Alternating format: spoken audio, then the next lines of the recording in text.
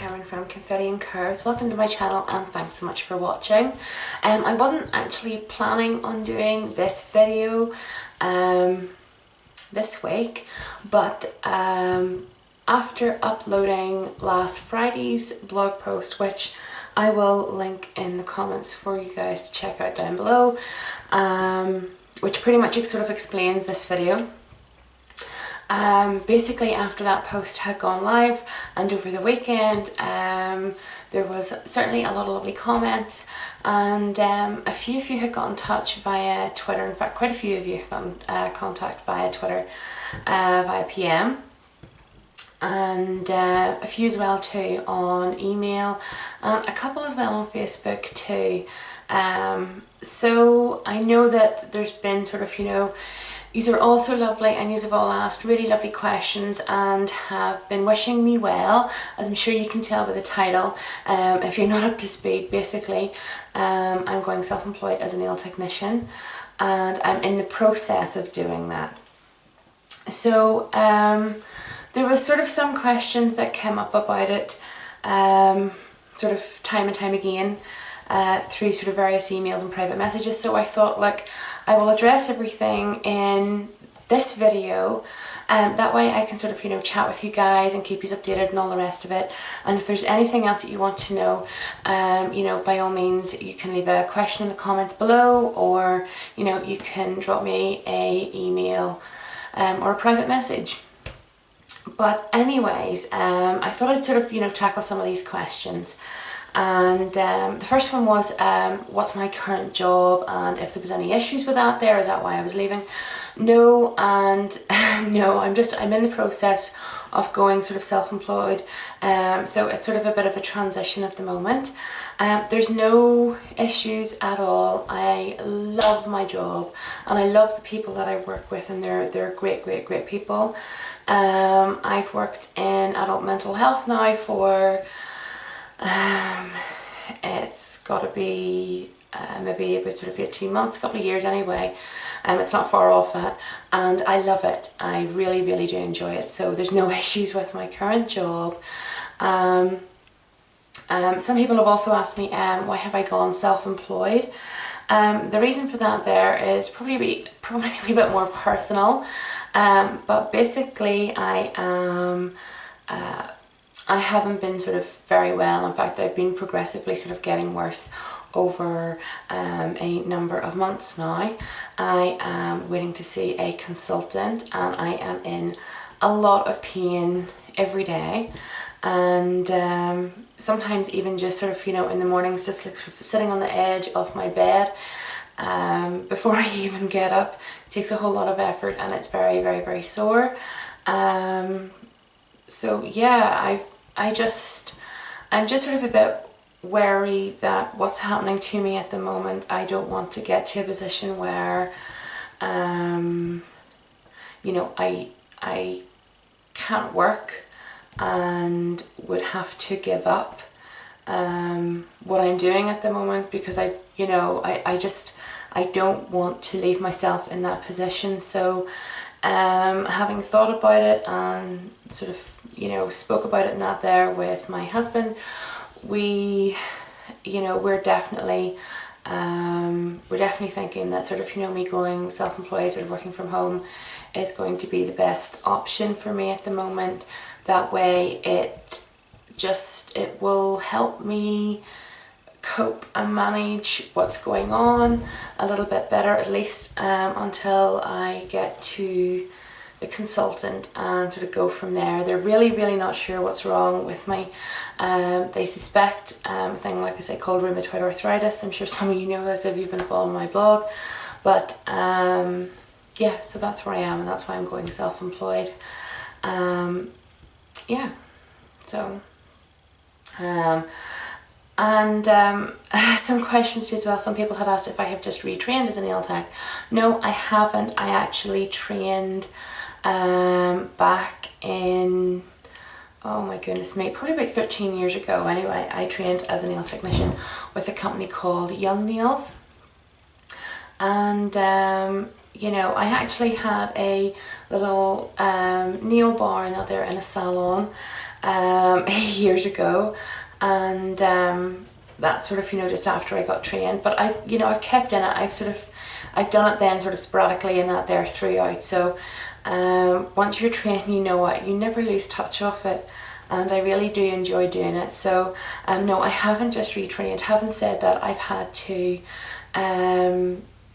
throw myself into education where it comes to nail art, because obviously there's sort of, you know, there's new techniques and bits and pieces that's kind of on the scene now that wasn't on the scene whenever I first trained. So that's been it's been a whole learning curve, but it's been brilliant so far. It's been really, really, really good, and everything's turned out okay, so fingers crossed that it continues that way. Oh, where did I do my training? I did my training, sorry, with Young Nail. Sorry, I've had to write down a lot of the questions that have been asked multiple times here. Will I still be beauty blogging as well too? There was a few bloggers had asked that. Yes, I will definitely still be beauty blogging. It doesn't matter, you know, where I'm working. I love beauty blogging. It really, really, really helps me, especially too with my anxiety. So for me, there is not just the sort of social aspect of beauty blogging and the creative aspect of it as well too, but there's also the personal aspect, because it sort of keeps my mind active. I find myself, if I'm sitting at night and I don't have anything to do, you know, to sort of to distract me, or even if I'm just watching TV, you know, I find that after a very short amount of time, I have to kind of be doing something, and I find that blogging it's just perfect for me, and I just love it, and I love talking to you guys, and you know, you have been with me over the last couple of years, and I have made great friends, great online friends with people, so there's no way am I giving that up, definitely not. No, I'd miss you guys too much. Do I have any tips on going self-employed? This was asked by, funnily enough, no one who wanted to be a nail technician, but quite a few who wanted to be MUAs, makeup artists, and so yeah, so there's quite a few of you out there that want to be makeup artists, but I guess sort of the tips that I would have for becoming self-employed, and because I've done it, I've actually a bit of a backstory here. I was self-employed, obviously whenever I done the nails 13, 14 years ago, but I also own my own bridal shop and that there, and you know, I've made a lot of mistakes, and I have learned from them, and I've been on a great learning curve, and it's been an up and down kind of thing, but I would say at this stage in my life, knowing what I know, I personally love self-employment when it's flexible and it's sort of, you know, it blends in with your lifestyle. For me, taking on the like of a premises and that there and all the rest of it, something that would just sort of bind me, just would not work for me, and I think as well too, where my anxiety is concerned, it would just send it skyrocketing. So what I'm doing, because it's working from home, it works for me, but I would say for anyone else thinking of going self-employed, I definitely say you need to think of your target market, who you're selling yourself or your service to. You know, is there a lot of that person, you know, is there a lot of people like that are around you? You know, what age are they? Where are you going to find them? You know, gosh, are you going to be mobile, or are you going to be static? You know, are you going to travel to somebody's home for whatever service it is, particularly if it's makeup? You know, you're more than likely going to have to travel, especially if you're doing like a weddings and stuff like that there. Gosh, well, you need a vehicle for that there. Have you got a vehicle? Can you drive? And if not, you know, how are you going to get there? Sort of, you know, those kind of things, obviously. Is there any local businesses that can help you and can help promote your service? Like I've say, for example, bridal shops, wedding photographers. I'm kind of trying to think of more things sort of where brides would go. Like off hairdressers and sort of, you know, places like that, especially if you're wanting to do makeup, kind of things where there's going to be a lot of women you know, most of the time. So bridal shops and hairdressers are definitely one to aim for. And I definitely say research your competition.